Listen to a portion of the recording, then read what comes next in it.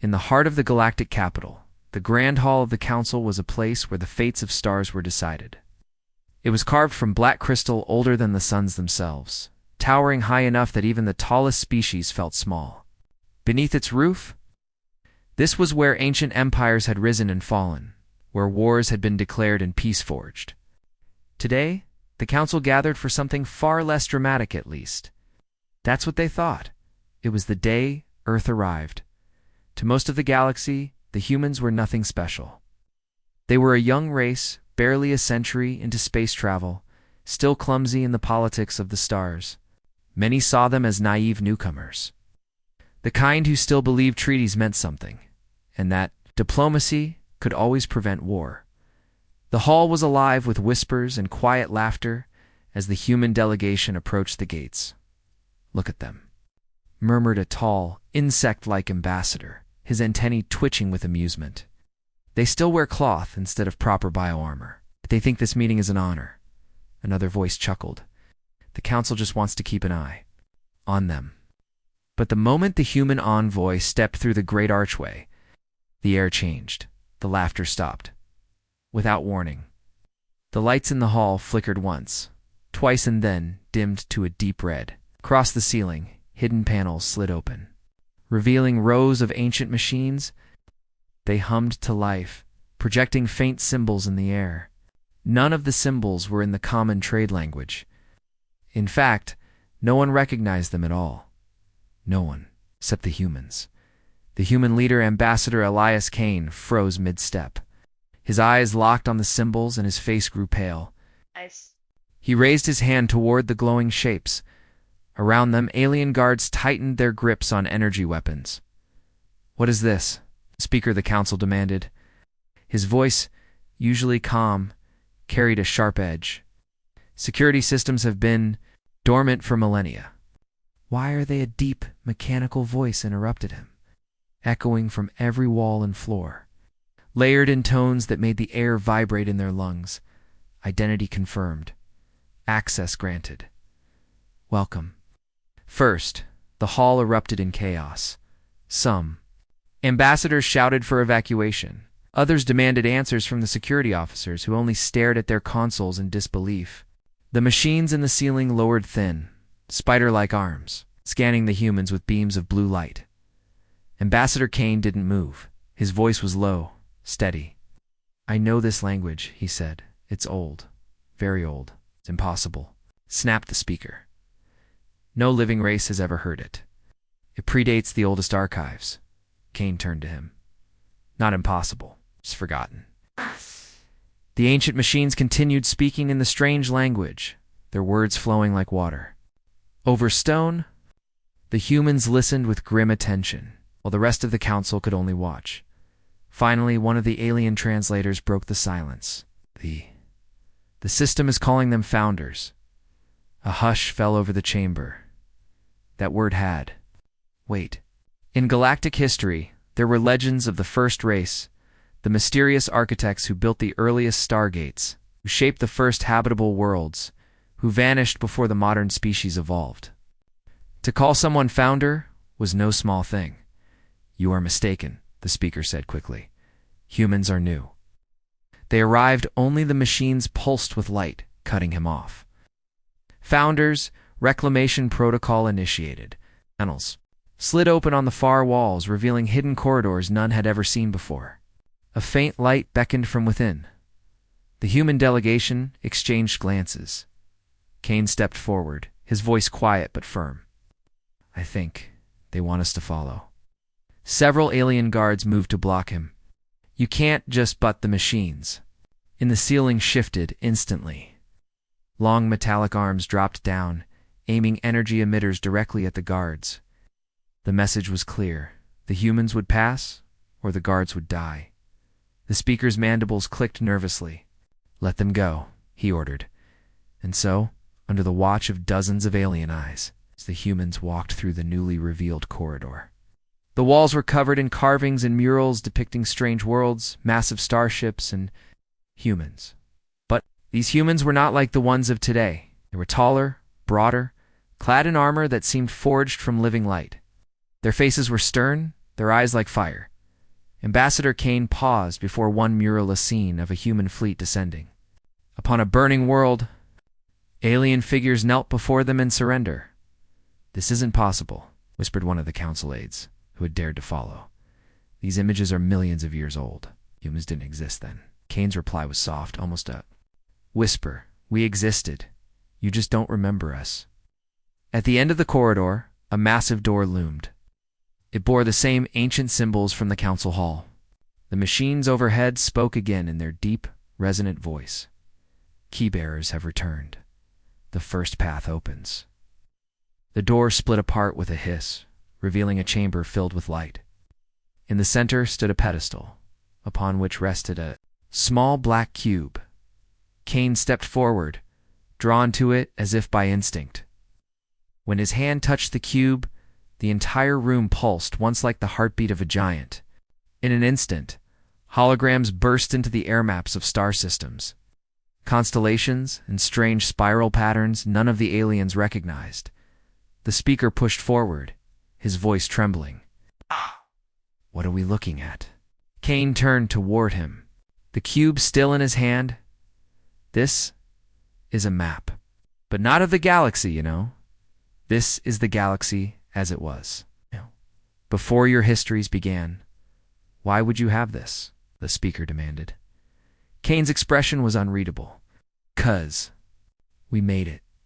Before anyone could respond, the cube projected a final image, a single star, burning brighter than all the others, pulsing as if alive. Around it, countless human warships hung in the void, silent and waiting. Then the hologram vanished, and the cube went dark. Kane looked at the speaker, his voice calm but heavy with meaning. "You think Earth is new to the stars," he said, "but we were here first." The words hung in the air like a THUNDERCLAP, and in the silence that followed, somewhere deep within the walls of the council hall, an ancient signal began to transmit its destination unknown, but the humans knew. They knew exactly who would be listening, far above the glowing spires of the galactic capital. In the silent dark of the orbital archives, an old alien historian sat alone in a cold chamber. His name was Vekler. It's one of the last living keepers of the deep records, a title few respected anymore to most. History was a tool for politics twisted to suit the present. But Vekler knew better. He had seen records that no one spoke of, fragments of a time so old it was called the Forgotten Age. Tonight, he was breaking the law. The council had ordered all non-essential archives sealed after the strange event in the Grand Hall. The machines waking, the humans being called founders, it had shaken the galaxy. But the speaker's orders were clear. No investigations without permission. Vekler had no intention of obeying. The chamber around him smelled of dust and age. The only light came from the pale blue glow of the archive crystal on the table. His claws tapped nervously on the metal as the system decrypted the ancient file he had found hidden deep within the forbidden catalog. The image was grainy, flickering, but unmistakable. A human face. Not like the ones that had walked into the council hall earlier that day. This one was older, harder eyes like polished steel, wearing armor made of smooth black plates with golden edges. Behind him, in the recording, loomed the silhouette of a massive warship. The voice that spoke was low and cold. "To the children of the stars, we are leaving. This cycle is over. Do not seek us until the galaxy has turned twice upon itself. When the time comes, you will know us again. And you will remember who built your gates, your cities, your skies." Image cut to black. Vaklor sat frozen. His breathing was shallow. It heard legends everyone had about the first builders, the mythic race who created the ancient stargates. But no one had ever seen proof. The council's official position was that they were gone before recorded history. And yet, here was a human, speaking as if they were those builders. He replayed the recording 3 times, each time feeling the same chill run down his spine. Then he noticed something strange. In the corner of the image, partially hidden in shadow, was a star map. The coordinates glimmered faintly, almost invisible. His heart pounded as he realized they matched the same coordinates that had appeared in the humans' strange black cube earlier that day. It wasn't a coincidence. He backed away from the console, his thoughts racing. If this was real, then the humans weren't newcomers at all. They were the first. And that meant the balance of power in the galaxy had just shifted in ways no one could control. Down in the diplomatic quarters, Ambassador Elias Kane sat in silence. The black cube from the council chamber rested on the table between him and his aides. Surface was smooth, cold, and somehow alive. Still nothing? Asked Captain Mara Voss, one of his security officers. Kane shook his head. It's dormant, but it's listening. Listening? She asked, frowning. He met her eyes, not to us. To something far away, before they could speak further. The door chimed. Thin, nervous alien aide stepped in, glancing around before speaking in a hushed voice. There is someone you must meet, but it must be in private. Kane studied him carefully. Who? Vekler. A keeper of the deep. Records. The aide's antennae twitched nervously. He claims he has proof that your people are not what the council believes. The meeting took place in a storage chamber deep beneath the diplomatic wing. The air smelled faintly of old metal and stale water. Vekler's large eyes gleamed in the dim light as he handed Kane a small data crystal. I risk much by showing you this, Vekler said. If the council knew, they would erase both of us. Kane inserted the crystal into a small holoreader. The image flickered to life, the same recording Vekler had seen in the archive. The human face filled the air, speaking the same haunting words. Kane watched without surprise. When it ended, he looked at Vekler for a long moment. So you've seen one of the departure messages, Kane said quietly. Vekler blinked. One of them. How many are there? 7, Kane replied. Placed in 7 corners of the galaxy, locked away where only we could find them. Vekler's throat clicked nervously. Then it's true. You are the first. Kane leaned forward. His voice was calm, but his eyes were sharp. Tell me, Keeper, if the galaxy knew this, what would they do? Vekler hesitated. Some would worship you, others would fear you, but most would try to destroy you before you could rise again. That's what I thought, Kane said, sitting back. Then you understand why we stayed silent, until now. Far above, in the secure War Council chambers of the Galactic Defense Alliance, other conversations were happening. Not everyone was amused by the human's sudden importance. Admiral Rax, a reptilian warrior whose people had fought wars longer than humans had been in space, slammed his claw on the table. Ow!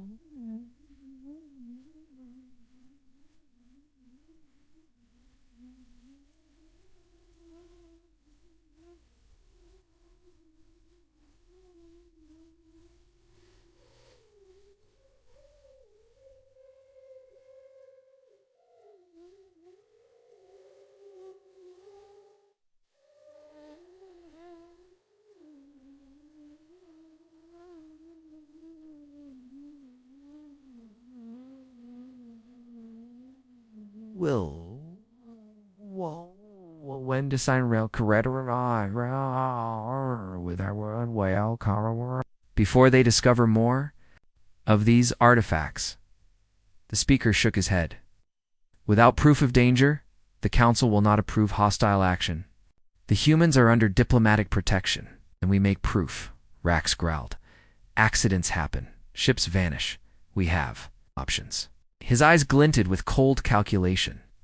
That night, in his private quarters, Kane stood at the viewport. Watching the endless starfields, Mara approached him quietly. You don't seem surprised by any of this, she said. I'm not, he replied. We've always known our history was older than our world.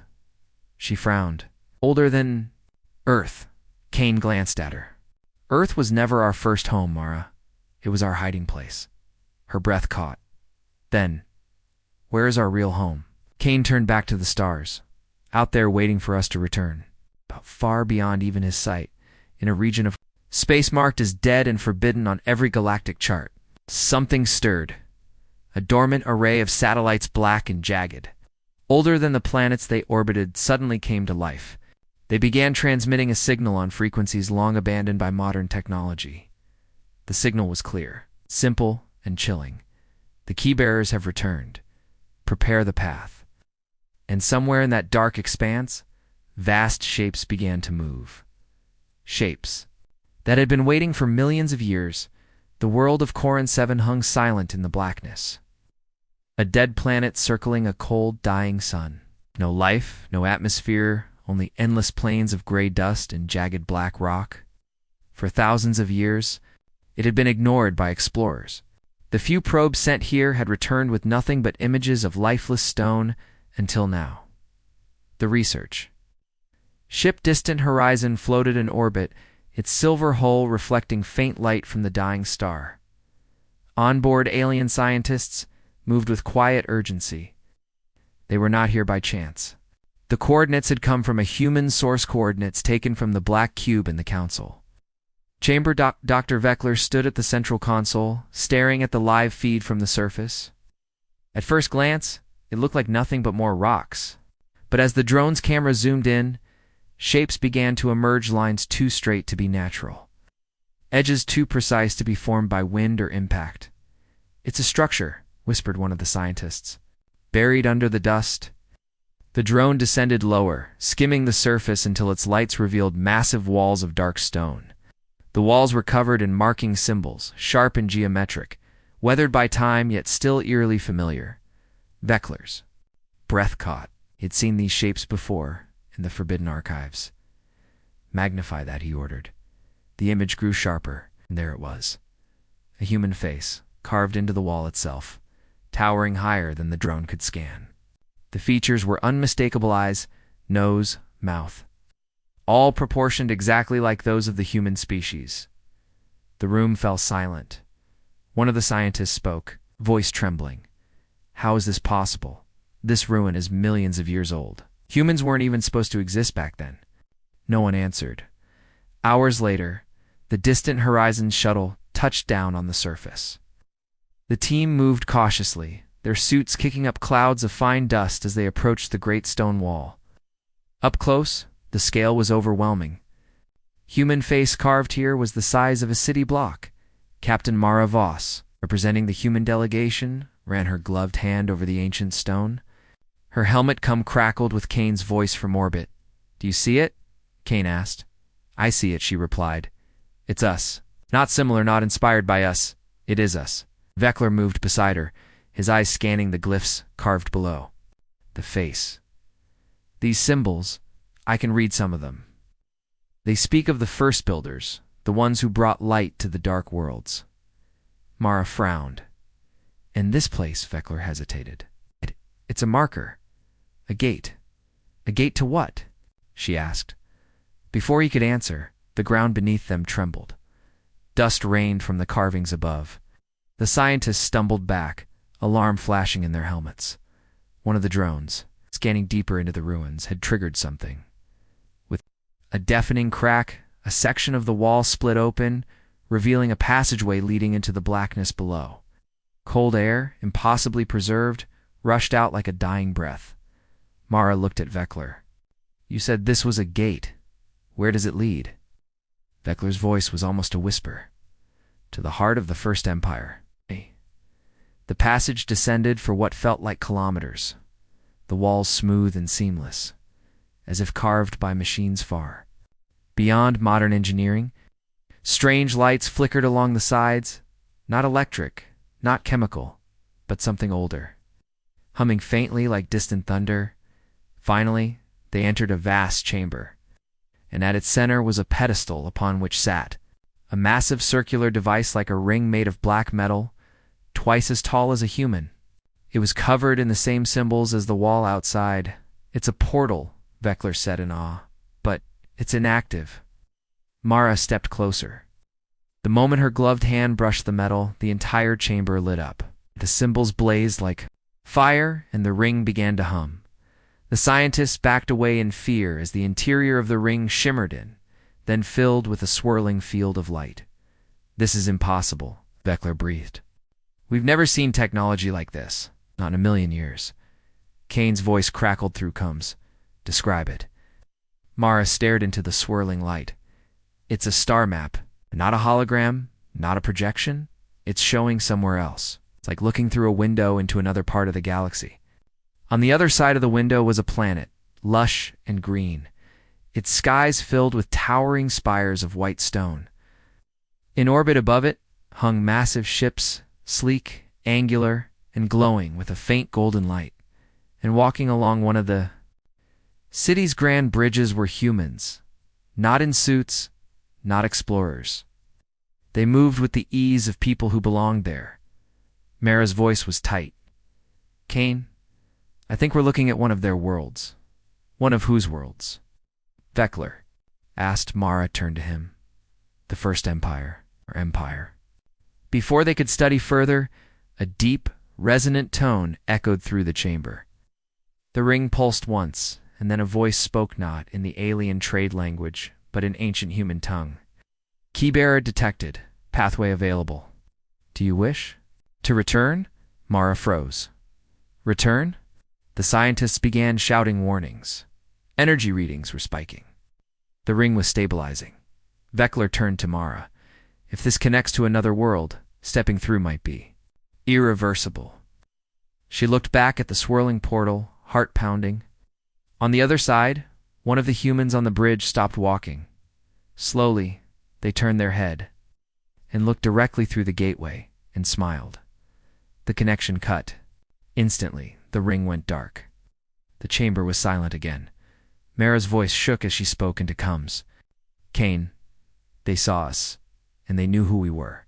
Back in orbit, Kane stared at the silent feed from the chamber. He didn't speak for a long time. Finally, he turned to his aides. We're not just finding our past, he said. Our past is waiting for us. But in the shadows of the distant horizon, one of the alien scientists quietly transmitted a copy of the portal's coordinates to an encrypted channel. One not belonging to the humans. Far away in the war rooms of Admiral Rax, a message arrived. The Admiral's scaled lips curled into a smile. The distant horizon drifted in deep space, far from the traffic lanes of the galactic capital. Inside the briefing chamber, the air was heavy with tension. On the central table, the black cube floated above its stand, projecting the newly unlocked star map. The map was unlike anything the alien scientists had ever seen. It did not show the galaxy as it was now.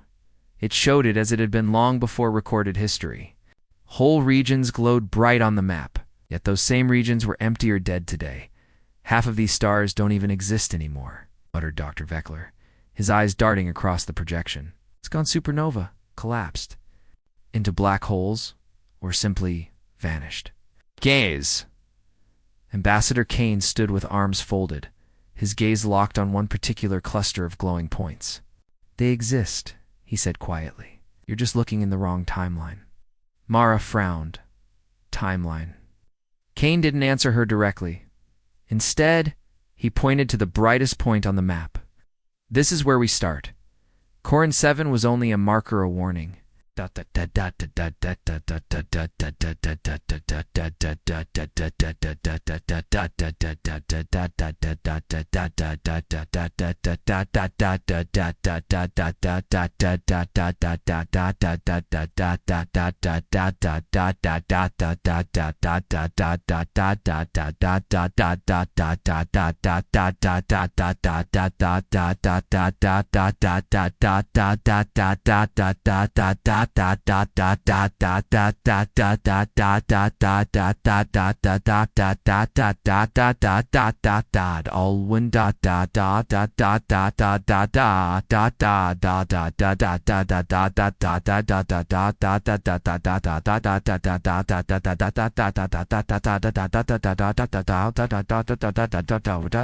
Here's where the First Empire's real strongholds were built. Not everyone in the room was convinced. Council Representative Salik, a short avian diplomat with sharp eyes, clicked his beak in disapproval. This is dangerous. The Council has declared half of these sectors off limits for thousands of years. You cannot just lead an expedition there. We're not asking for permission, Kane replied calmly. We're going. You and who else? Salik demanded. Kane's eyes swept across the room. Whoever is willing to see the truth. In the end, a small joint fleet was assembled to human ships and 4 council vessels. The official reason for the mission was scientific exploration. But the humans knew the truth. The locations on this map were not just points of curiosity. They were keys. The journey took them far beyond the reach of regular trade lanes. The further they went, the emptier the starfields became. On the 3rd day, they passed the remains of a shattered moon, still slowly spinning apart after some ancient. It was on the 5th day that the trouble began, picking up a faint contact, reported Mara from the Resolute's command chair. No identification, no transponder. Shadowing us, Kane asked. Looks that way, Mara said. Keeping just outside weapons range, Vekler leaned over the console. That's no pirate ship. Pirates don't follow you into dead space. Kane's jaw tightened. Racks, he muttered, by the time they reached the first destination, a system the map called Varith's Rest. The shadowing ship had vanished. But the moment they entered orbit around the second planet, every ship's sensors went. Wild below them was no barren rock. It was a massive structure, shaped like a ring, stretching across the entire equator of the planet. It glowed faintly even after millions of years, its surface covered in markings identical to those on the cube. This isn't a planet, Mara said in disbelief. It's a machine. Kane's voice was low. One of the gateways. Before they could scan further, the human cube pulsed with light. The map shifted, highlighting the structure and connecting it with other glowing points. It's sending coordinates to the other keys, Vekler said, his voice full of awe. But before anyone could respond, the planet's surface erupted with movement. From deep within the machine structure, massive constructs began to rise, ships of black metal, angular and jagged, their hulls scarred from ancient battles, yet fully operational. Contacts, Mara shouted. Multiple. They're powering weapons. The human ships moved instantly, shields flaring as energy blasts filled space. The council ships scrambled, firing wildly. These aren't automated defense drones, Kane said, watching the tactical display. They're guardians. They're choosing targets. Vekler's eyes widened. They're ignoring you. They're only firing at the council ships. In minutes, 2 council ships were disabled, drifting helplessly. The guardians surrounded them, weapons locked, but not firing. It was a warning, not a slaughter. Kane opened a channel to the alien captains. Stand down. Power down your weapons. You expect us to surrender to machines? One captain spat. Not machines, Kane said coldly. Soldiers. Soldiers who still serve the First Empire. The Guardians did not attack the human ships at all. Instead, their formation shifted, opening a narrow corridor through which only the human vessels could pass. They're giving you passage, Vekler whispered. Kane's eyes narrowed. Not me, he said. Us. The key bearers. Against council protests, Kane ordered the Resolute forward, passing between the massive ships. Beyond them, deep sensors picked up something beneath the planet's surface, a core of energy. So vast it dwarfed even the largest modern reactors. Mara's voice was tight. If that thing goes critical, it could vaporize this system. It's not a weapon, Kane said. It's a power source, a beacon. The cube pulsed again, brighter this time. New coordinates appeared on the map. Valar studied them then, looked at Kane with alarm. These are gone worlds. Star systems erased from every chart, entire sectors marked as void. Kane's gaze hardened. Not void, hidden. As the human ships withdrew, the Guardians slowly descended back into the planetary ring. The council ships limped away, silent and humiliated. But in the shadow of an asteroid far from the battle, Admiral Rax's ship waited.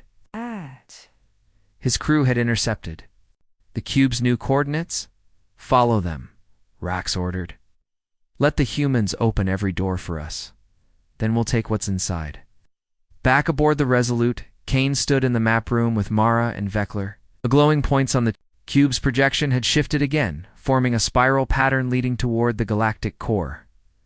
Mara studied it, frowning. If this pattern continues, all these points are converging on one place. Vekler's voice was low. The heart of the First Empire. Kane nodded slowly. and whatever waits there will change the galaxy forever. Far away. At the very center of the map, in a sector marked on no chart, an ancient fortress stirred. Its lights flickered for the first time in ages. Long dormant systems came online, and deep within, something opened its eyes. The council chamber of Velar Prime was in chaos. Dozens of alien ambassadors spoke at once, their voices overlapping in a storm of fear, anger, and disbelief. Reports from the front lines were worse than anyone had expected. Whole fleets that had once been considered unstoppable were gone. There's no wreckage, no survivors, just silence, where once there had been thousands of warships. At the center of the long, oval-shaped chamber, the High Speaker tried to restore order. His voice echoed through the air, amplified by the hall's ancient technology. Enough. We cannot talk over each other like frightened hatchlings. The situation is dire. Yes, but we must understand what we are facing before we decide what to do. The screens above the chamber flickered to life, showing the latest intelligence gathered by scout drones. The image was grainy but clear enough, one massive vessel drifting slowly through a field of dead ships. Its hull was blackened, scorched from battle, but intact. In its shadow, the wreckage of an entire combined fleet floated like toys. The High Speaker pointed at the screen. This is the ship. The humans call it Vanguard. Does not match any current Earth registry, nor does it match the designs of the past 100 years. But it bears the flag of humanity, and it has destroyed every force sent against it. Gasps echoed through the chamber. Some claimed it had to be a trick. Others whispered about ancient myth tales told by the oldest species of the galaxy. Speaking of a time when humans were already among the stars? Long before the council was formed, an ambassador from the Shaital spoke sharply. If these stories are true, then the humans are not newcomers. They are something else, something older. This ship may not be new, it may be ancient. The debate raged for hours. Some called for diplomacy, others for immediate destruction of the vessel before it reached inhabited worlds. But one fact silenced them all: Vanguard was heading directly toward the Council's capital system. Meanwhile, far from the Council's debates, Captain Elias Rourke stood on the bridge of the Vanguard. The crew moved with quiet precision. Every man and woman working as though they had done this 1,000 times before. They're watching us, his first officer said, looking at the sensor readouts. Dozens of scout probes shadowing our... Of course, they're afraid. Rourke gave a small, grim smile. They should be. In the crew quarters, younger officers whispered among themselves. Most had never seen combat before joining Vanguard. Yet here they were, crossing the galaxy with a ship whose history was a blank page to the rest of humanity. Rumors spread about. Where it had come from, some said it had been buried under the sands of Mars, others that it had been hidden in deep space, waiting for the right moment to awaken. When night cycle came, the crew gathered in the mess hall. An old veteran, Master Chief Hale, told them the truth, or at least part of it. This ship, he said, his voice low, was built in an age before the Council existed, before the galaxy thought it was safe. Back then, humanity fought wars. The rest of the stars have forgotten. Vanguard was one of the last of its kind. And now it's awake again. Back in the Council chamber, fear was turning to desperation. The High Speaker ordered every Allied fleet to converge in defense of the capital system. Hundreds of ships would be waiting when Vanguard arrived, but among the ambassadors, one small, insectoid diplomat leaned toward his neighbor and whispered, "Do you know the old saying about humans?" The other ambassador shook his head. "They do not come to conquer," the insectoid said. "They come to end wars, and they do it by ending those who start them." The Vanguard moved closer with every passing hour, silent, unstoppable. Number one yet knew whether it came as a savior or as the executioner.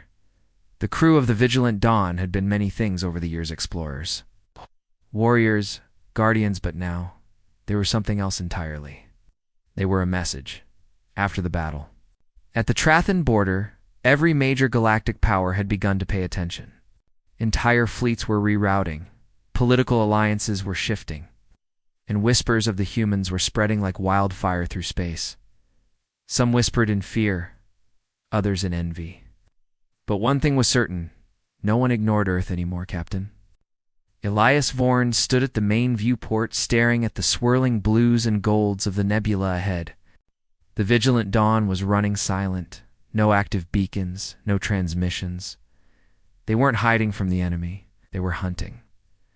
"We've confirmed the source of the Trathon supply routes," Commander Aisha reported. Her voice was calm, but there was steel in it. "It's worse than we thought. We're being supplied by the Creel Syndicate." Elias' jaw tightened. The Creel Syndicate wasn't just a criminal network, it was the shadow hand behind countless galactic wars, selling weapons, intel, and even fleets to the highest bidder. They'd been operating for thousands of years, untouchable and unseen, until now. "Coordinates?" Elias asked. Aisha brought up the holomap. "Outer rim, deep in the Merax's expanse. No patrols, no beacon trails, and Captain, you're going to want to see this." The image shifted, showing the massive structure floating in the void. At first glance, it looked like an asteroid city, but the scale was staggering miles wide. Bristling with weapon platforms, docking rings, and shimmering energy shields? That, Aisha said, is their central hub. The crew exchanged glances. Taking down a base like that was suicide. Entire fleets had tried and failed. But Elias didn't look away from the projection. His voice was low, deliberate. "How many ships can they scramble if we hit them hard?" "And fast?" "Dozens," replied Lieutenant Core, their tactical officer. "Maybe hundreds if they call for backup." "But," his eyes narrowed at the data, "their shield harmonics are strange. I think they're using an older model. It's very powerful, but vulnerable to rapid frequency cycling." Elias allowed the faintest hint of a smile. "So we give them more frequencies than they can handle." Plan formed quickly, dangerous but precise. They wouldn't attack head-on. Instead, they would slip in using the nebula's radiation as cover, plant a series of synchronized pulse mines along the station's shield perimeter, then trigger a cascading overload. Once the shield fell, they'd transmit every scrap of the Creel Syndicate's data to the entire galaxy, exposing their dealings to every government and military force at once. It wasn't just about destroying the station. It was about destroying their power. 2 hours later, the Vigilant Dawn slipped into the nebula, its hull cloaked in shifting clouds of gold and blue plasma. Every light inside was dimmed, every system on low power.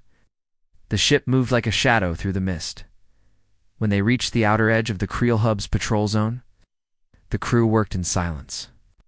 The mines were deployed one by one, magnetically latching onto the shield's outer barrier. The vibrations of the energy field made the hull of the Vigilant Dawn hum faintly under their feet. "Last mine in place," Core whispered. Elias gave the signal. "Do it." The mines detonated in perfect sequence. The shield rippled, flickered, and then shattered in a cascade of blinding light. In that instant, the Vigilant Dawn roared forward at full burn, blasting through the chaos. Creel ships scrambled from every dock. But it was too late. Atasia had already breached their comm systems, dumping years of encrypted transactions, contracts, and war plans into the galactic network. Every deal, every payment, every betrayal. The Creel Syndicate's shadow empire was now burning under the light of day. "Captain," Aisha said, a note of awe in her voice, "every major fleet in the quadrant is getting this data. The galaxy's watching." Elias leaned back in his chair, eyes locked on the massive explosions rippling through the enemy base. "Good. Let them see who started all of this, who's going to end it." But as the Vigilant Dawn turned away, the sensors picked up something new, something massive. Deep in the Merax's expanse, waking up, it wasn't Creel. It wasn't. It was something older, and it was moving toward them. The battle around Orion's edge had already raged for 6 hours. The stars were lit not by their own light, but by the flashes of explosions, the trails of plasma, and the burning wrecks of hundreds of ships. Every fleet in the galaxy had been pulled into this fight. But something strange was happening. Earth's ships were not slowing down. No matter how many enemies they faced, no matter how many fleets formed walls to stop them, humans just kept pushing forward. Commander Roll of the Viral Dominion had been certain of victory at the start. His fleet alone numbered over 200 warships, all equipped with the newest weapons, but now half were gone and the rest were falling apart. How are they doing this? Rawl growled, slamming his clawed hand against the console. Their ships should be breaking apart by now. They're not fighting like normal fleets, sir, his second officer stammered. It's as if they already fought this battle before. Rawl turned to the viewing screen. There, at the center of the chaos, was a single human warship, the Dauntless. It wasn't the largest, it wasn't even the newest. But wherever it moved, enemy fleets collapsed. It never stopped, never hesitated. Every shot was precise, every maneuver perfect, as if it knew exactly where the enemy would be before they moved. Admiral Chen stood on the Dauntless's bridge, her eyes locked on the tactical display. Around her, the crew moved with silent focus. There was no shouting, no confusion, only the steady rhythm of orders and confirmations. They think we're new to the galaxy, Chen said quietly. But we were the first. We built ships before they built cities. We fought wars before they learned to write. Her voice was calm, but her words carried weight. The crew didn't need a speech, they already knew why they were here. Target the Dominion's command ships, Chen ordered. Leave their escorts alive. Let them watch what happens when you challenge Earth. The Dauntless accelerated, tearing through enemy formations. Railgun rounds punched through holes like paper. Laser beams carved glowing scars into the void. Within minutes, the Dominion's command fleet was gone, its admirals silenced forever. On the other side of the battlefield, Allied forces watched in disbelief. The Therix Republic's fleet commander, Captain Velra, had seen many wars, but nothing like this. They aren't just winning, Velra whispered. They're teaching us something. This isn't about survival. This is about reminding the galaxy who they really are. By now, panic was spreading through the enemy fleets. The Dominion's forces began to break, retreating into hyperspace. But the humans didn't chase them. They'd let them flee as if they wanted the survivors to carry the message home. In the silence that followed, Admiral Chen looked at the battlefield map. Thousands of wrecks floated in the void, the remains of a galactic armada that had once believed humans were nothing. More than a new, inexperienced species, signal to all fleets, Chen said at last. Earth will speak when it is ready. Until then, let them wonder. Across the galaxy, news of the battle spread like wildfire. Some called it a miracle. Others called it a warning. But one thing was certain. Earth was no longer the newcomer. They were something much older, much more dangerous. They had just begun to show it. The galaxy had gone silent. For 3 weeks after the Battle of Orion's Edge, no major power made a move. Entire war fleets stayed docked. Border patrols pulled back. Even the most aggressive empires kept their ships far from human space. But silence does not mean peace. It means fear. On the bridge of the Dauntless, Admiral Chen watched as the last Allied vessel jumped away. The battlefield was empty now, just debris and drifting wreckage. Transmission from the Galactic Council, her comes officer reported. They're requesting a meeting on Earth. Chun's eyes narrowed, not demanding. Admiral, requesting. The word hung in the air like a strange and unfamiliar weapon. The Council had never asked humanity for anything before. Hours later, the Council's grand chamber, a place where once Earth's diplomats had been forced to wait in silence, every species leader sat stiffly in their seats. Holoscreens showed the human delegation entering. There was no grand speech, no political games. Admiral Chen simply placed a small, ancient object on the tabula black. Star-shaped medallion etched with symbols that made several alien leaders. Recoil? You know what this is? Chen said. The colliery representative shifted nervously. It can't be real. Those were only stories. It's real, Chen replied. And there are more. Humanity was not new to the stars. We walked them long before your histories began. We were here, before your civilizations learned to stand. Murmurs broke out across the chamber. Leaders looked confused.